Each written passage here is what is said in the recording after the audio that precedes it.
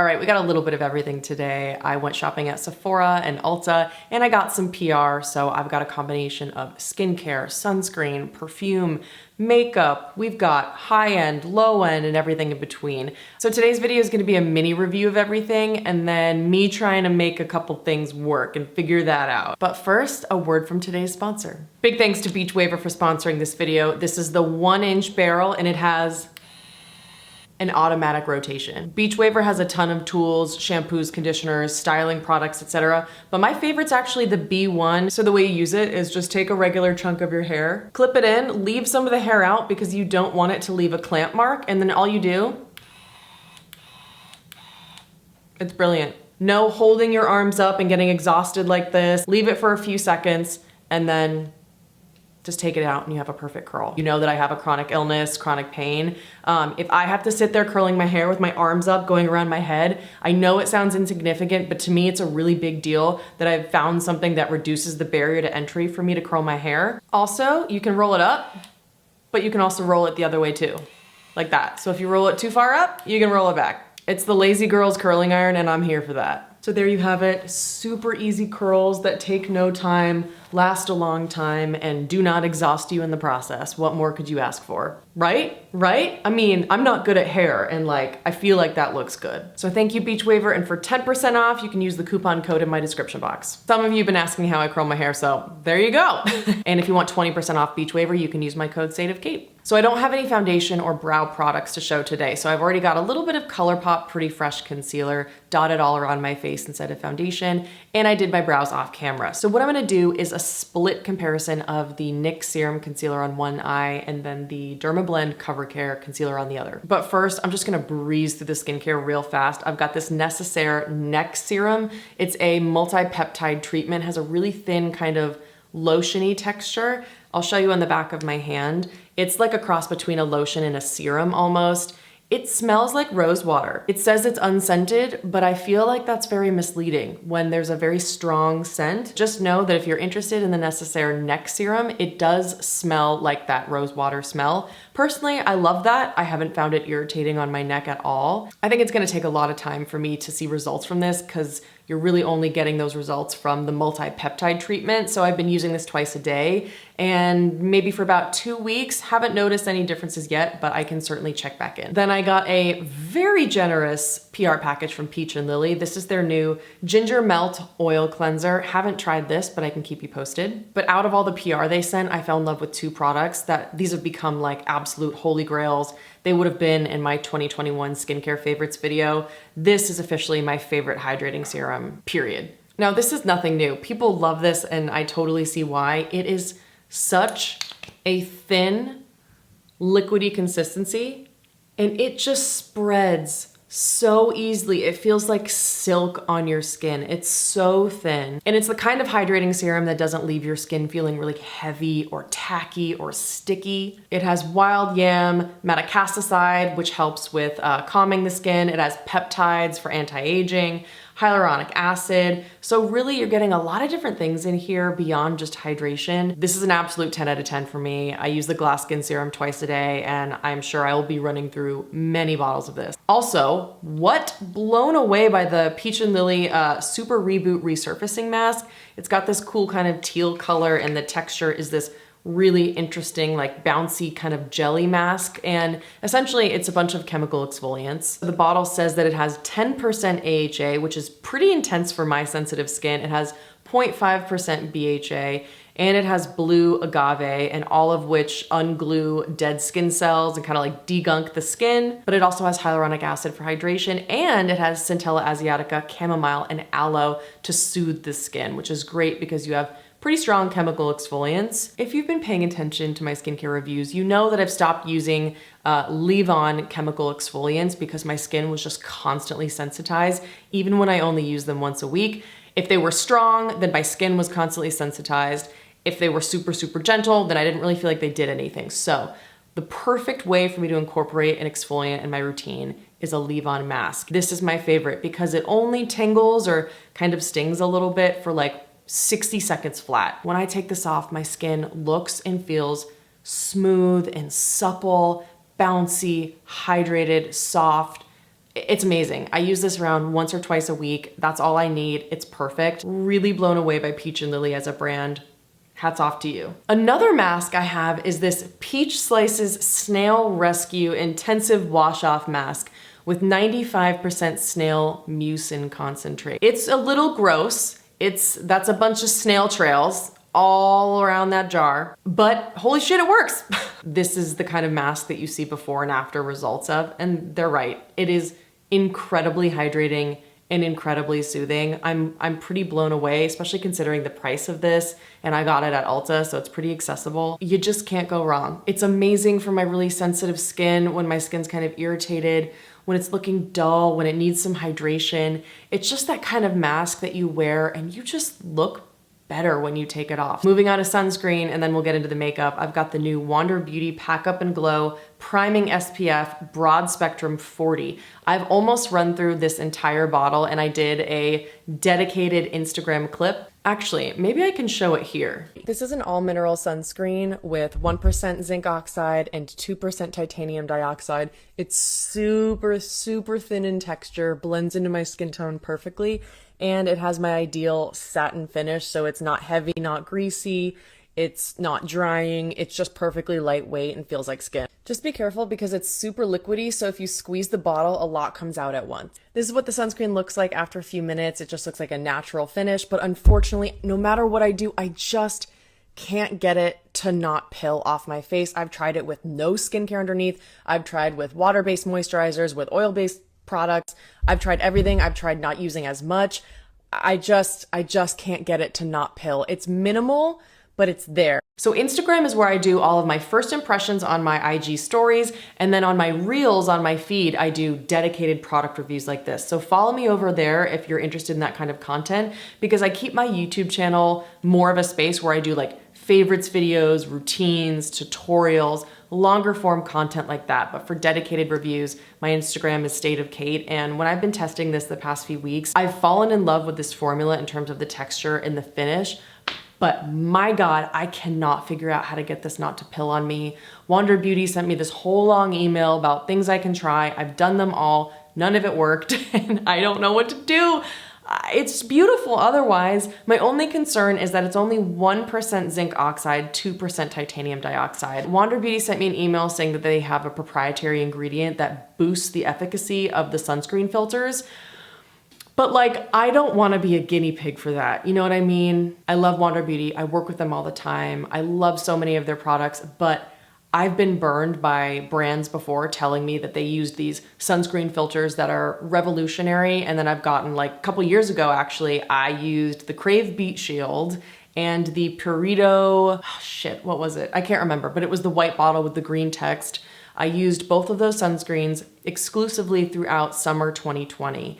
And it ended up coming out that both of those sunscreens had significantly less sun protection than as advertised. And after that summer, I was left with huge, at least to me, huge patches of sun damage under my eyes, on the tops of my forehead, and then on my nose. And it was devastating, honestly. I spent over $1,000 lasering that sun damage off. And that's really scary when it comes to preventing from skin cancer. I just can't trust a formula that says that there's a proprietary ingredient boosting the efficacy of the filters. I'm just gonna stick with my tried and true favorites. I like using a high zinc sunscreen because I just know that's hard data, and I know that zinc is gonna give me the protection that I need. I'm sure they've done their due diligence and this truly is an SPF 40, but I just don't wanna take the risk after what I went through 2 summers ago. However, a sunscreen product that has been blowing me away is this K-Skin Isle Lip Balm SPF 30. This is a chemical lip balm, but check it out. It has this awesome slanted applicator that just hugs your lips in the most comfortable way. And it's a little bit of like a soft, silicone-y, flexible applicator. It's just so comfortable. So it's just a clear sunscreen lip balm, but it is a very comfortable, balmy, slightly cushiony formula. I love the scent. It's like a light vanilla. You really can't smell any sunscreen at all. You can taste it a little bit, just a tiny bit. It's the least intense chemical sunscreen lip balm taste I've ever tried. And I'm extraordinarily sensitive to chemical sunscreen taste in lip balms. This is very subtle, but if you're sensitive to that, It is there. You can taste it a little bit. And if you didn't know, K-Skin is Winnie Harlow's brand. She's a model. And I tried their mineral sunscreen, but it was an absolute disaster. And they actually ended up pulling that product from the market because of so much negative feedback. But this is fantastic and it passes the sunscreen taste test. So if you're looking for a lip sunscreen, I would definitely give this a shot. Lastly, I'm almost out of my beloved Live Tinted Hugard SPF 30. This is my all-time favorite sunscreen. I'm almost out of my bottle, so when I went to Ulta, I picked up a backup. Now let's get to what you've been waiting for. I've got 3 concealers in front of me. I have the NYX Serum Concealer in Vanilla, Derma Blend Cover Care Concealer in 15C. And with my Sephora order, I got a little sample of the Tarte Power Flex Concealer in 20, which is light neutral. This is not the shade that I picked, but it's the shade that they sent me. You know, with Sephora samples, it's kind of like, well, we'll see if we get what we actually picked. But these are the 3 on the back of my hand. I've got the NYX Serum Concealer in Vanilla, which is marketed as a full coverage hydrating concealer. I would describe it more as medium after having tested it for a while. Then we've got the Derma Blend Cover Care Full Cover Hydrating Concealer in 15C. After testing this, I agree that it's full coverage, but it is no way in hell hydrating. This shit is very drying, so we're gonna try to make these work. And then the Tarte Power Flex Concealer in 20 Light Neutral is just far too yellow, as you can see, compared to these 2 shades that match me really well. It's marketed as a full coverage concealer, I believe, but after testing this one, I think this is medium. Truly, the only one that I think is actually full coverage is Derma Blend. Let me know if you want me to review the Tarte Power Flex Concealer, even though it's not my right shade, because I do think it's an interesting formula worth checking out. Neither of these concealers are perfect. I'm always just looking to find something that's exactly the Fit Glow concealer, but the NYX concealer I'm gonna put on this side, and it's just a little too dewy and not as full coverage as I'd like. Derma Blend has the opposite problem. This is full coverage, great for under the eyes. I think it makes my eyes look beautiful, but it's very drying. Like, my under eyes feel taut when I put this on. I scratched myself last night when we were watching French Dispatch, the new Wes Anderson movie. So I'm gonna take a little dot. It's also kind of annoying to have to use a pump for a concealer because this is like way too much for under my eyes. Now I'm left with all this extra concealer that I have to wipe off, and that was the smallest amount of product I could get out. Good match for me, as you can see. It's really nice to finally feel like I have a drugstore concealer shade match. For companies that don't have massive shade ranges, I'm in between what would be marketed as a fair and a light. I'm in the middle of that, but I have neutral to cool undertones. Brands seem to only create like pink undertones in products for the fair shades. So then everything ends up either looking like really yellow on me if it's neutral, or really peach on me if they describe it as cool. That's a nice concealer, right? Especially from the drugstore, like finding a shade match, I'm excited. It's just not the coverage I want. You can still see that volume loss under my eyes that I like a full coverage concealer to cover. But as an all over the face concealer instead of foundation just dotted strategically around, I think it makes the skin look really nice. So this is kind of like a perfect travel size foundation. There you go. That is no concealer, and that is the NYX Serum Concealer in Vanilla. Now we're gonna do the Derma Blend on this eye, and I'm not gonna powder my eyes because this one, first of all, just does not do well with powder. And I'm just gonna apply it like that. And this is full coverage. It's very blendable. It would be perfect if I can just figure out a way to not get it to be super drying. But already you can see the coverage compared to the NYX is, it's a lot more pigmented. The Derma Blend, much more coverage. The NYX, much more dewy. But I feel like if you're looking at the texture under my eyes, something about the NYX one is like interacting with my sunscreen and causing a little bit of breaking up around here, whereas I'm not getting that issue with the Derma Blend. I got another bronzer. I got the bronzer in Kiss of Pink because I've used Kiss of Rose for a year and it's one of my all-time favorite blushes. I was just so sad that I couldn't use it because they had been discontinued, but now they're back. They are quite pigmented, so I take my EcoTools 360 Sheer Face Brush. Kiss of Pink is not as pigmented as Kiss of Rose, but I would suggest going in with like, you know, a relatively light hand on the darkest shade. This one though, Kiss of Pink is pretty sheer. Love that. Let's build it up a little bit just so the camera can pick it up more. So this is Kiss of Pink. As you can see, it's a very light but quite warm pink. I'm gonna show you how pigmented Kiss of Rose is. Woo, just little baby swipe. Bam. So Kiss of Rose is much more of like a burnt terracotta mixed with a beautiful rose.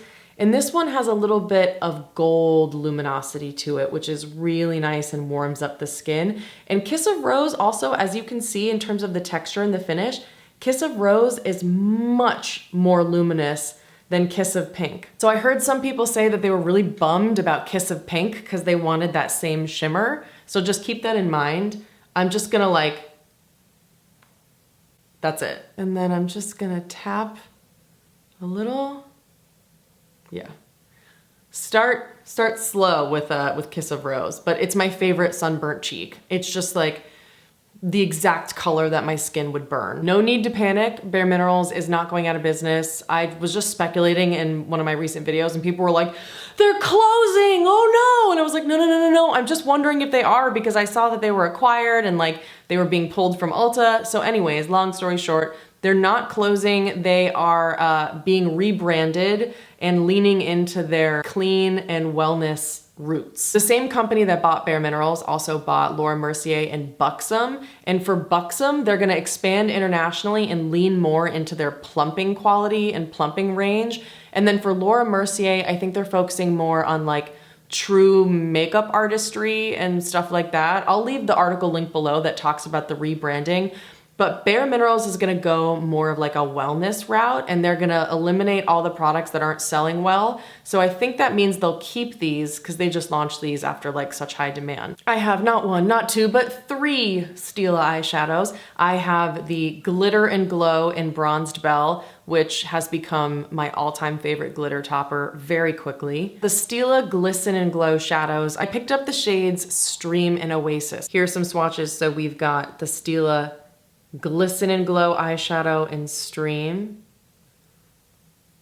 Oasis, and then the Glitter and Glow in Bronzed Belle. I would describe Stream as a sheer taupe base with blue glitter. Oasis is a sheer peach base with pink glitter. And the Glitter and Glow in Bronzed Belle is a taupe base with intense flecks of large silver glitter particles. Now, I'm having a really hard time with this formula. It's very, very sheer, so you're not gonna get any like base pigment. And then there's just like a really nice layer of a contrasting glitter, which I love. But I find that these just don't stick to my eyelid. It doesn't matter if I use a brush, if I use my fingers, if I swipe with the applicator, it will not stick right here. And then it immediately creases, and especially more on this eye. This eye is like deeper set. I'm gonna take the Charlotte Tilbury Oyster Pearl eyeshadow first and just put it on my eyes as a base. That's Amanda's recommendation to make these shadows work really well. I will show you a little clip here using a Stream as a one and done. It took like 3 layers to even get this amount of color and glitter.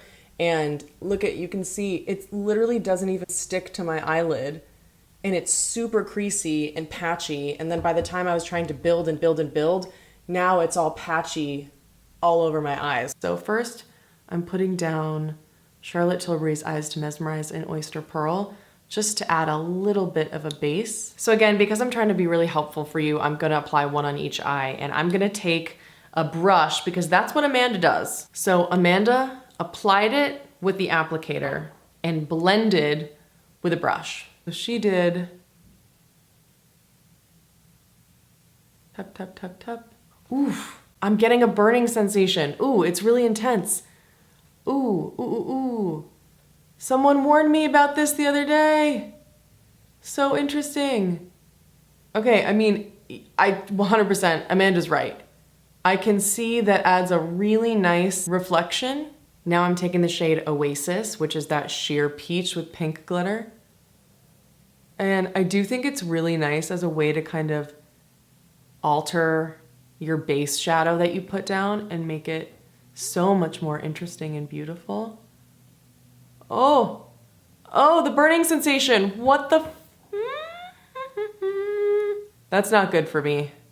I'm being so careful to try to make these work as much as I can. Yes, I agree with what Amanda said. Putting them on top of an eyeshadow as kind of a way to make it more dimensional and have cool glitter, I think is a really fun way to use these.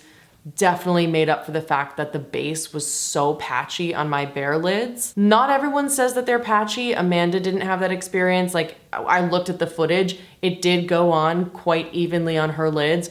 For whatever reason, it didn't go on mine like that. So, you know, maybe just a word of caution if you do have somewhat hooded eyes like I have. Now what I'm concerned about is the burning sensation. I forgot to mention in the beginning of the video, I just showered, washed my face, and the second I put my moisturizer on, my eyes burned like crazy, and I've been testing these the past 2 days. I know it's these because this is the only new thing I've been testing on my eyes, and I had a few people reach out and give me a heads up that they had to return these because of burning. Sadly, if you're sensitive, now I can't recommend these, and just given the fact that I've only used them for 2.5 days and I'm having like very intense reactions, I'm gonna have to return these. I try not to return cosmetic products I've ordered, but this is a situation where if something is causing me pain and is like damaging me, then I will return it instead of just trying to make it work somewhere. So now I'm just gonna try to even these out because I will have to take a thumbnail picture and I don't wanna have like 2 different eyes. Now I'm pissed that I have a burning sensation because these are pretty. It burns. So there you have it. That's what the glisten and glow kind of gives you, that like really nice reflective wet look shadow that Amanda loves. But let's go in with Bronzed Belle because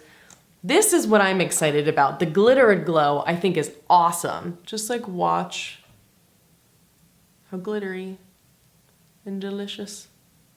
Oh my God. So I'm just gonna like blend that a little bit. Oh, that's pretty. I wanna wear that every day. What I love about these is because of the applicator, you could also use it as a liner.